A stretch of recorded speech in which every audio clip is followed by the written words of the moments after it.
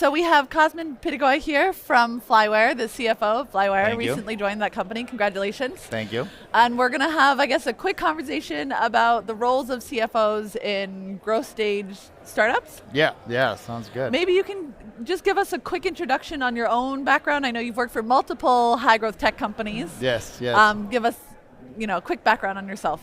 Well, maybe I start at the beginning. So I was born in Romania. I grew up, went to high school and college in South Africa, and then moved to the United States after college. So sort of global citizen, if you will. Joined Flywire after 20 years. I was 20 years at PayPal and eBay. So sort of saw PayPal scale 100 times over my time there. And so now I've been at Flywire as the CFO for the last 6 or 7 months. Enjoying myself greatly. It's been a great ride so far, and very excited to be here. And you've been in finance this whole time, working for payment companies. Yeah, payment companies, a bit of eBay, so sort of marketplaces companies, but all very much sort of high tech. But finance and operational roles, that's one of the things, and strategy roles. That's one of the things that I think differentiates sort of the new sort of finance person going forward. I think is that having that diverse kind of skill set and different opportunities. So that's kind of where I've been. So a lot of times, especially the early stage businesses, they think finance is a controlling function, right? Or a budgeting function. Oh, I hate that word. What is your perspective on that? And what do you actually think, how is finance an asset, or a CFO an asset to a business in that growth stage? I really think of it as we're supposed to be the right hand to the business. So if you think of, you have to make a decision whether you're the CEO or you're sort of the sales leader, and you have to make a decision, and you can only bring one person in that room to make a decision with you. I want that to be the finance person, to be truly the right hand to the business, to be a thought partner. And so less of the old sort of controlling, budgeting, kind of I just need to get the books right, more of a strategic thought partner, which is kind of new, and it requires finance to evolve itself as a function quite a bit. So how new do you think that is to the industry? I mean, because you've been at this for 20 years. Did you already see that shift 20 years ago, or is that... I saw it in a few companies. I don't think a lot of companies are doing that, or allowing finance, or finance is not stepping in that role as much in the past. I'm seeing it more and more now. I think part of it is data, so there's just so much data.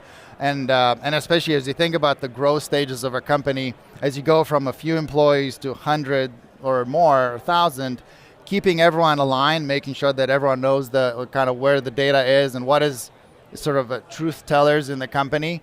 And then finance can play that role of helping you understand the data and make decisions. I think of finance as sort of the central nervous system. There's not one other function in the company that truly has a view of all the numbers and the data and be that source of truth, but also be there to be a business partner, which is a kind of going back to that point of view, which is you're supposed to be that right hand. So you come informed, and you come as that kind of that truth teller, to the CEO or to the business partners. And for maybe CFOs out there who haven't yet convinced their CEO to put them in the room, what do you think is the best trick or the best value add that a CFO can give to the CEO to convince them that it is worth your time to bring me into the room to make that strategic decision? This is the value add I bring.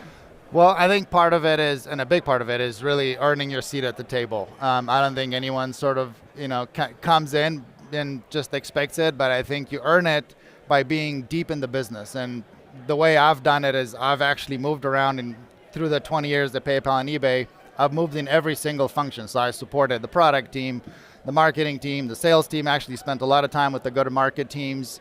And even now, actually, I'm coming here from, going to Spain, where we have our office there, and traveling around the world to meet our teams. So as a finance leader, you really need to spend time in the business, understanding the operational side of the business, understanding the strategy, so that you don't even have to ask. You will be asked to be at the table. And I think but you have to bring that capability with you. And I think especially being that truth teller and kind of the person who knows the data, but also knows the operational and strategy piece, I can guarantee you'll be invited in. And so you mentioned go-to-market. Yes. Go-to-market is a big topic in terms of how do I get there faster? How do I scale faster? How do I convert my customers? How do I hack this process and grow? what is, I guess, I mean, let's talk about what is the CFO's role here in that process and understanding and building that strategy, as well as, can you give an example of something from your past or with Flywire right now that you're working on? Yeah, so the way I've partnered with the sales team in the past is to really be kind of the soup to nuts, if you will, everything for the sales team. Because right now, if you're a sales leader, you have to go to somebody to talk about pricing, you have to talk to somebody else about your budget, somebody else maybe about sales compensation, and maybe about your data. And at one point, basically, I ran all of those functions together because I was so deeply involved in each of them. And so you become that sort of right hand to the sales team, where you can go in and help them. How do you optimize your sales funnel? How do you make sure that your sales team gets compensated well? How do you sort of help them maybe think about multi-product, sort of complex sales? How do you pivot and transform the sales function to be more of a data-driven sales function? All of those things, become a very strategic. And again, pricing, it's obviously a big topic. So, but you need a finance person who kind of understands each of those functions individually and together. And so actually some of my best friends are salespeople because of that, because I've spent so much time with them. And I think the sales team obviously is many times the driver of the future growth of the business. I feel, as a finance person, definitely spend a lot of time with your sales team. You also mentioned pricing. So pricing is one of those things, especially early stage, where people are like, I don't know, I just made up a pricing. I'm going to Yes. make something up. I'll go to market and see what happens. What's your thought on how you strategically come up with pricing for a SaaS business?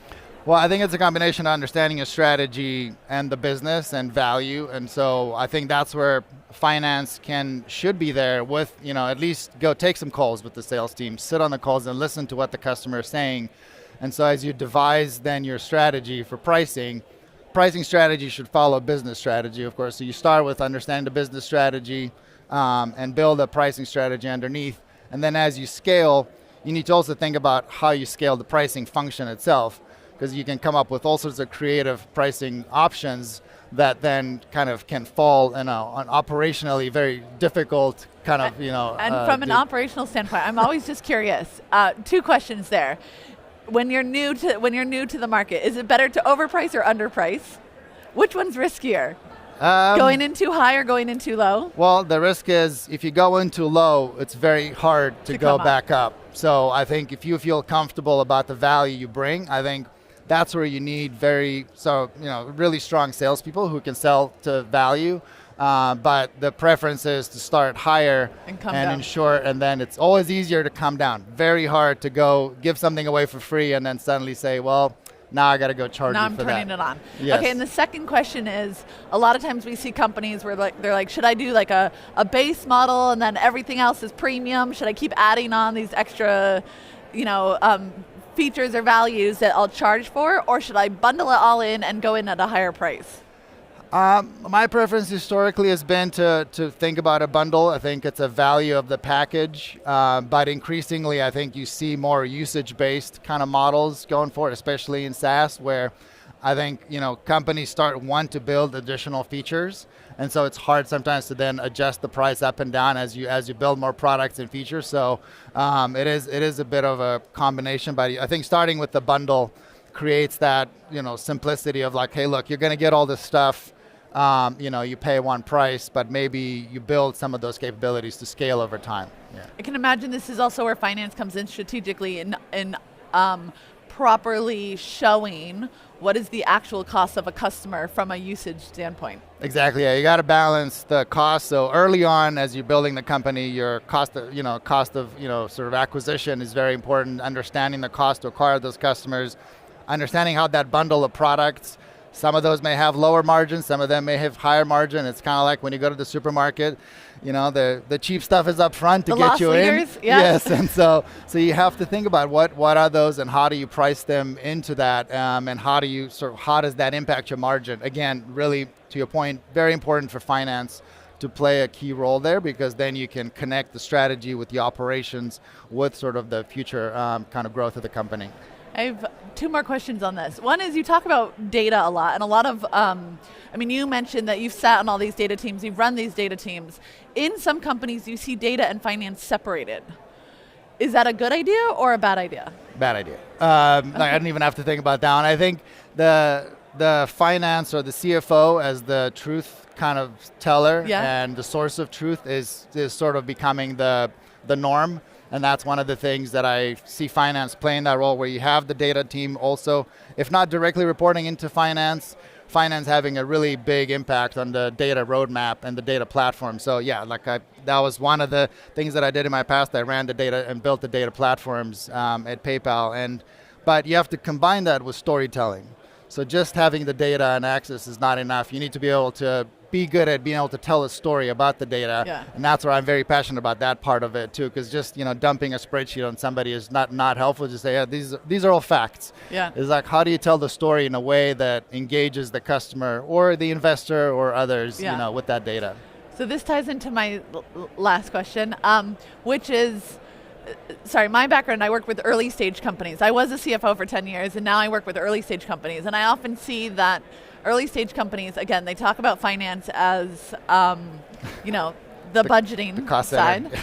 And they miss how important it is to the product, as well as the storytelling from a fundraising standpoint. Yes, sir, exactly. And so I noticed you've worked on investor relations in terms of translating what that data says in terms of finance and health of a business, and then into investors' standpoint, what does this mean for how this business is doing? I guess my question is, how early should a business start thinking about bringing in a CFO?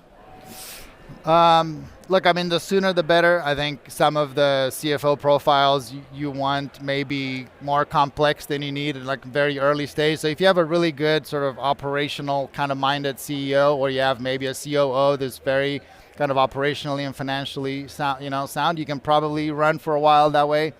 But I think the longer you wait, the harder then it becomes later to then fix some of those cultural mindset issues, kind of the thinking of finance in that way. So you want to start earlier because I think it gets that mindset of the company and the business as CFO being that right hand to the business. I think that, as soon as they can afford it. As soon as they can afford it is a nicer way of putting what I'm trying to say, yes. Awesome. Well, thank you for your time. Appreciate it. Thank you. Enjoy the event. Thanks.